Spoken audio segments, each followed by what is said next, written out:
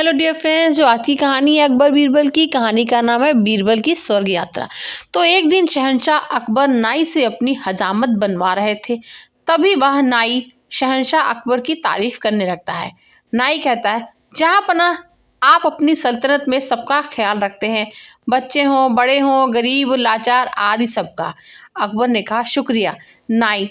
लेकिन जहाँ पनाह अकबर, लेकिन क्या क्या हम किसी को भूल रहे हैं जिसकी हम देखभाल नहीं करते हैं? तब नाई कहता है, जहाँ पनाह गुस्ताखी माफ करें, क्या कभी आपने बड़े बूढ़ों यानी कभी अपने पूर्वजों के बारे में सोचा है जो दुनिया छोड़कर स्वर्ग चले गए हैं? तब अकबर कहते हैं, लेकिन हम तो उनका भी ख्याल रखते हैं, उनके हक में हम दुआ करते हैं, उनकी याद में हमने शाही मकबरे बनवाए हैं। तब नाई कहता है, लेकिन जहाँ पनाह कभी आपने किसी को स्वर्ग भेजा है अपने पूर्वजों की खबर लेने के लिए? उन्हें वहाँ किसी चीज़ की ज़रूरत तो नहीं है।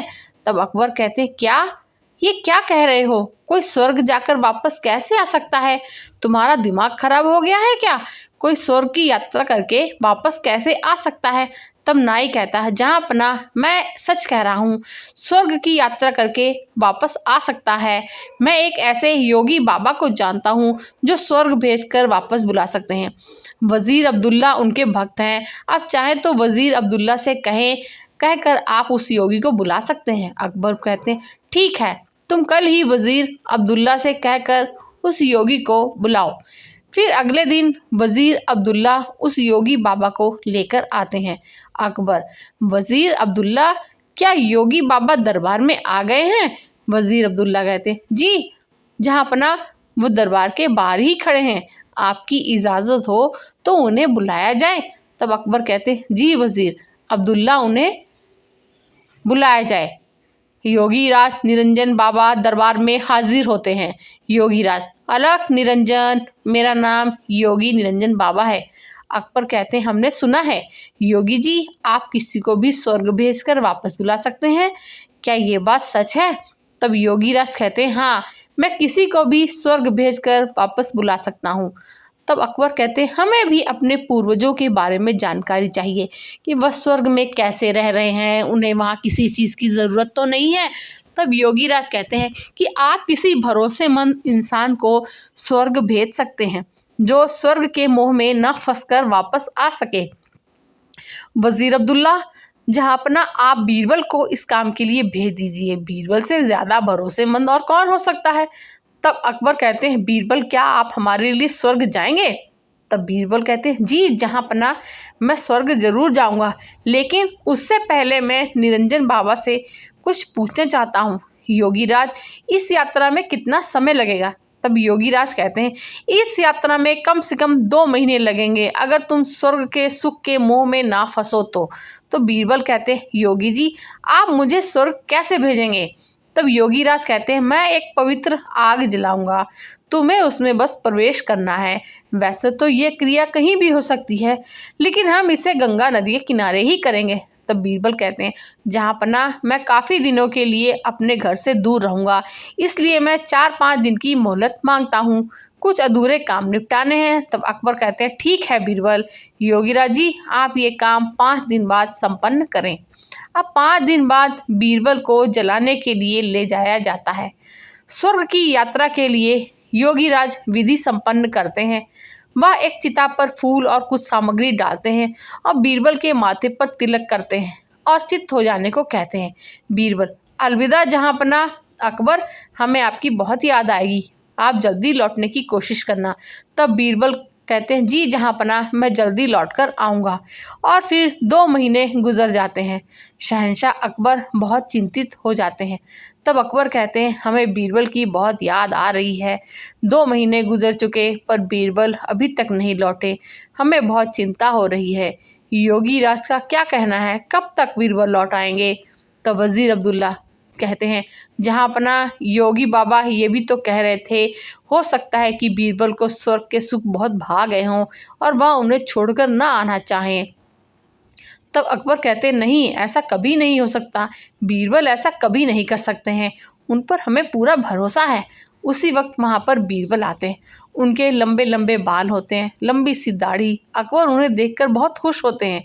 अकबर, खुशामदीद खुशामदीद, हम आपको देखकर बहुत खुश हुई। और बताइए स्वर्ग में हमारे पूर्वज कैसे हैं, उन्हें किसी चीज़ की वहाँ ज़रूरत तो नहीं? तब बीरबल कहते हैं, नहीं जहाँपनाह, उन्हें किसी भी चीज़ की ज़रूरत नहीं है, वे वहाँ बहुत खुश हैं।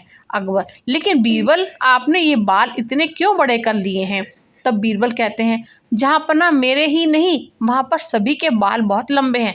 वहाँ पर कोई नाई नहीं है बाल काटने के लिए, इसलिए उन सभी ने यहाँ पर जो नाई है उसे बुलाने के लिए कहा है, ताकि वो वहाँ सबके बाल काट सकें। तब अकबर कहते हैं, हाँ हाँ क्यों नहीं, हम अभी अपने नाई को वहाँ भेज रहे हैं। योगीराज और वह नाई अभी यहीं पर हैं, वो इस वक्त हमारे मेहमान बनकर रहे हैं। हम सभी स्वर्ग जाने भेजने की क्रिया करवाते हैं। योगीराज और उस नाई को बुलाते हैं, वो दोनों दरबार में हाजिर होते हैं। तब अकबर उनसे कहते हैं, अकबर कहते हैं, योगीराज स्वर्ग में नाई की ज़रूरत है, आप जल्दी से इस नाई को स्वर्ग भेजने की क्रिया शुरू कीजिए। तब नाई अपने घुटनों पर गिरकर, जहाँपनाह मुझे माफ़ कर दिए, मुझसे ये सब वज़ीर अब्दुल्ला ने करवाया था, क्योंकि वह बीरबल की शोहरत से जलते हैं और बीरबल को अपने रास्ते से हटाना चाहते थे। और ये बाबा भी पाखंडी है, पता नहीं बीरबल उस आग से कैसे बच गए, लेकिन मैं नहीं बचूंगा, मुझे माफ़ कर दीजिए। तब अकबर कहते, क्या इतनी बड़ी साजिश बीरबल के खिलाफ? सिपाहियों, इस पाखंडी बाबा और इस नाई को ले जाओ और काल कोठरी में डाल दो। और तुम वज़ीर अब्दुल्ला, मुझे तुमसे ये उम्मीद नहीं थी, मैं अगर चाहूँ तो तुम्हें अभी फांसी पर लटका दूँ, लेकिन तुमने हमारी कई साल हिफाजत की है, इसलिए हम तुम्हें इस देश से निकाल देते हैं। सिपाहियों, इसे ले जाकर सरहद के बाहर छोड़ आओ और फिर कभी अपनी शक्ल मत दिखाना। अच्छा बीरबल, मेरे बुद्धिमान दोस्त, ये बताओ तुम्हें इस साजिश का पता कैसे लगा? तब बीरबल कहते हैं, जहाँपनाह, जब मैंने योगीराज के मुँह अगम प्रवेश करने वाली बात सुनी तो मुझे लगा दाल में कुछ काला है। तभी मैंने अपने 5 दिन की मोहलत मांगी और मैंने उन 5 दिनों में एक ऐसी सुरंग तैयार करवाई जो सीधे उस जगह से मेरे घर को जाती है।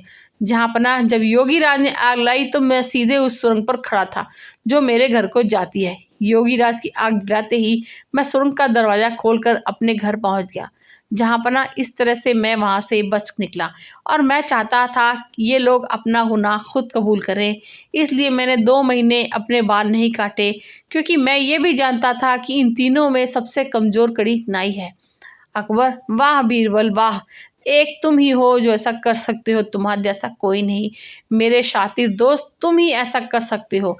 वाह बीरबल वाह। बीरबल शुक्रिया कहते हुए जहाँपनाह, शुक्रिया। तो ये थी हमारी आज की कहानी। हमारी आज की कहानी आपको कैसे लगी कमेंट में बताइएगा।